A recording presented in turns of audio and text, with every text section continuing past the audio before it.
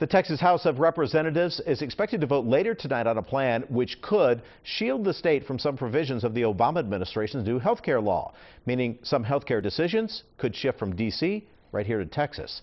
All new at 6, KVUE political reporter Martin Bartlett is live at the Capitol Bureau with how this would all work.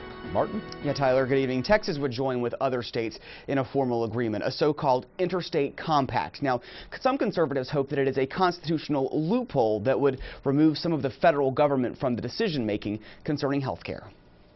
Interstate compacts are nothing new. Among the most powerful examples, states around the country have joined together to formally decide how they'll dispose of nuclear waste.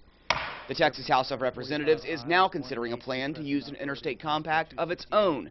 Some proponents say it would supersede federal health care legislation. A lot of people say, well, this is a way to nullify Obamacare, and it puts us in the driver's seat. This is a governance issue. A lot of people were upset that, the federal government tells us what to do. The federal government's going to tell everyone that they have to buy private health insurance. Brenham Republican Lois Kolkhorst is sponsoring the legislation. It would allow Texas to partner with other states on health care spending, taking the feds out of the equation. It allows people here in Texas to decide how their health care is administered.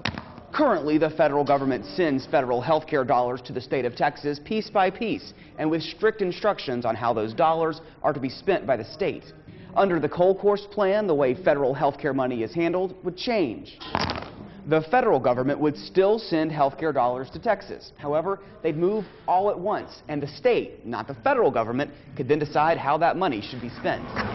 Just not going to happen because the Congress is not going to vote it in and the president's not going to sign it. Democrat Garnett Coleman is a leading advocate in the Texas legislature for the president's health care plan. I think it's being proposed as the only idea that anybody can come up with to counter the Affordable Care Act. And that's stirred up a lot of emotion on both sides. But the one thing that you can't dispute is that we're on an unsustainable path in spending.